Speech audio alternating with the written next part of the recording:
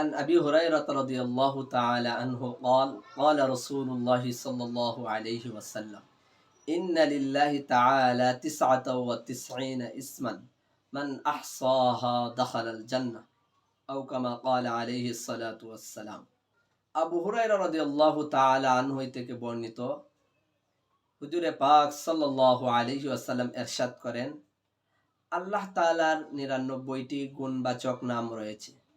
যে ব্যক্তি এই 99টি নাম মুখস্থ করবে সে জান্নাতে প্রবেশ করবে।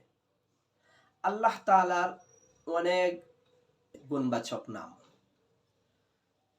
এই প্রত্যেকটা গুণের সাথে কোনো মাখলুক শরীক নেই। প্রত্যেকটা গুণের সাথে আল্লাহ তাআলা একক। আল্লাহ তাআলার এই গুণগুলো প্রত্যেকটাই আল্লাহ তাআলার মধ্যে আছে। এর মধ্যে একটি গুণ হলো রহমান রহিম। আল্লাহ তাআলা অত্যন্ত দয়ালু।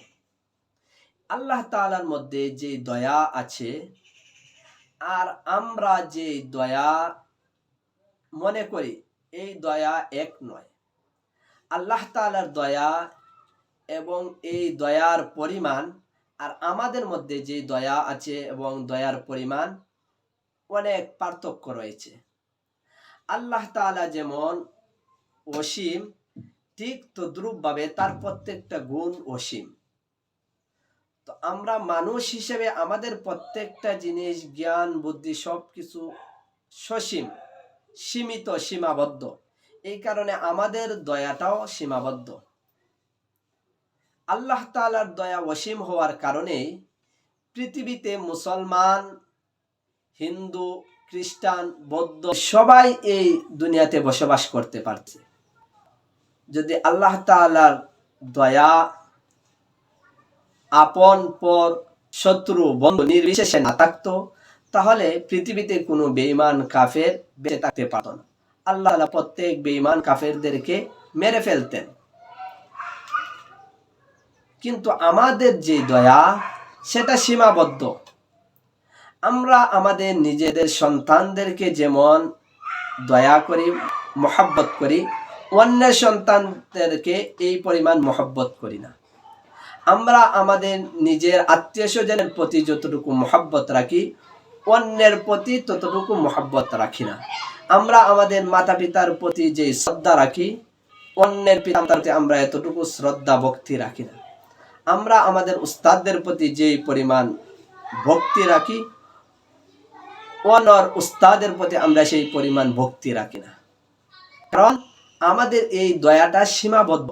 আমরা আমাদের নিজেদের ব্যাপারে যে অনুগ্রহ প্রকাশ করি, নিজেদের ব্যাপারে আমরা যে সহানুভূতিশীল হই, নিজেদের আত্মীয়দের বিপদের সময় যতটুকু আমরা তাদের জন্য পেরেশানগ্রস্ত হই অন্যের বিপদে এই পরিমাণ পেরেশানগ্রস্ত হই না।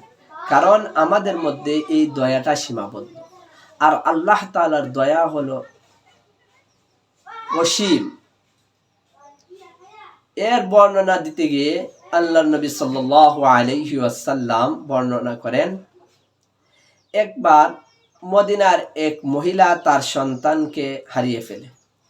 তো তার সন্তানকে হারিয়ে ফেলার পর ওই মহিলাটি মদিনার অলিতে গলিতে তার সন্তানকে তালাশ করতে থাকে। তো তালাশ করার পর দীর্ঘক্ষণ তালাশ করে এক পর্যায়ে মসজিদে নববীর নিকট গিয়ে ওই সন্তানকে পেয়ে যায়। পাওয়ার পর ওই মহিলা তার সন্তানকে জড়িয়ে ধরে এবং তার মুখের মধ্যে চুমু খায় এবং আনন্দে কাঁদতেছে। তখন আল্লাহ রাসূল সাল্লাল্লাহু আলাইহি ওয়াসাল্লাম এই দৃশ্য দেখে সাহাবায়ে কেরামকে বলেন, ও আমার সাহাবায়ে কেরাম, এই মহিলা তার সন্তানের প্রতি যে মহব্বত ঠিক তদ্রূপভাবে তোমাদের প্রত্যেক মানুষের অন্তরের মধ্যে তার সন্তানের প্রতি যে মহব্বত, প্রত্যেকটা মাখলুকের, প্রত্যেকটা জীবের তার সন্তানের প্রতি যে মহব্বত, এর চেয়ে হাজারো গুণ বেশি আল্লাহ তাআলার মহব্বত মাখলুকের প্রতি। যদি এটা না হইতো তাহলে কোনো মানুষ, কোনো প্রাণী দুনিয়াতে জীবিত থাকতে পারত।